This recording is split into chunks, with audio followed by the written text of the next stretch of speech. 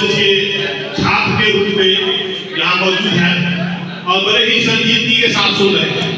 साथ ही हमारे वो तमाम प्रोफेसर्स जो खामोशी के साथ यहाँ तशरीफ रखते हैं और उन्होंने अपनी बात को आप तमाम लोगों के सामने पेश किया।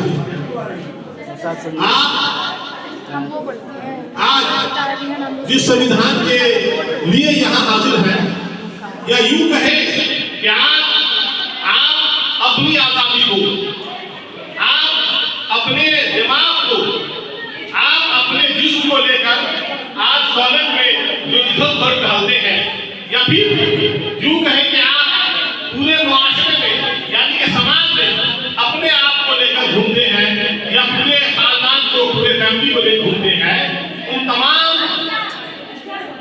को इज्जत देने वाली जो जात है वो हिंदुस्तान का संविधान है। आपके दिमाग में ये बात समझ में आ रही है ना? जो हमारे बच्चे हैं, जो हमारी बच्चियां हैं, इस कॉलेज में वो पढ़ने आ रहे हैं और उन तमाम को ये आजादी मिली है।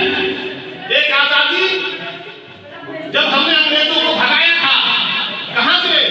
इस मुल्क के हिंदुस्तान से।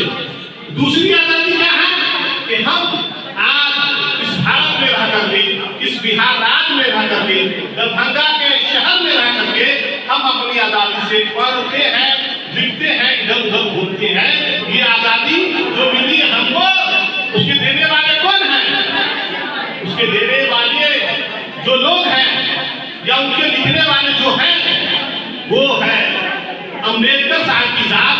और उन्होंने अपनी जो किताब लिखी, जो राइट ऑफ वुमेन होता है, इंसान का जो अहमियत होती है, उसको उन्होंने संविधान के तहत उजागर किया है। और आज हम तमाम लोग 26 नवंबर को उसी संविधान दिवस को मनाते हैं। अब सवाल यह है कि इस संविधान दिवस को हम लोग ऐसे ही चाय पान के साथ मना के खत्म कर दें, या फिर हम उस बात को सुने और दूसरे कान से निकाल दें। ये संविधान जो आपको एक बेहतर नागरिक होने का दायित्व देता है, एक बेहतरीन जिम्मेदारी इस संविधान ने आपको दी है कि आप इस मुल्क में, हिंदुस्तान में रहकर अपने आप को आजादाना तौर पर अपने शिक्षा को ग्रहण करें, अपने व्यक्तित्व को जाहिर करें।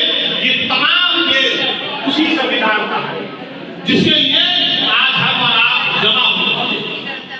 और आप ये यकीन जानिए कि आपको एजुकेशन जो मिल रही है, या आप एक अच्छे देश के नागरिक बन सकते हैं, इसके लिए आपको हमेशा इसी संविधान की जरूरत पेश आएगी। अब आपका कर्तव्य क्या है?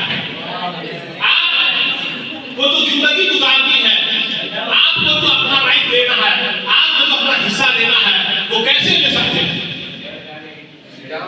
किताब ने, उस संविधान ने तो आपको अहमियत दे दी, लेकिन आप अपनी अहमियत को नहीं समझ पा रहे हैं, आप अपने वैल्यू को नहीं समझते।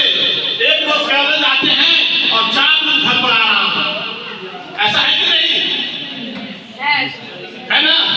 कभी कहते हैं कि हम चले गए थे नानी गांव और कभी कहते हैं हम चले गए थे दादी गांव। लेकिन आपको राइट किसने दिया है? इसी संविधान ने आपको ये राइट दिया है, ये हुकूमत दी है आपको कि आप इस देश में रह के अपने आप को साबित करिए, एक अच्छा नागरिक बनाइए। वो सब कब होगा?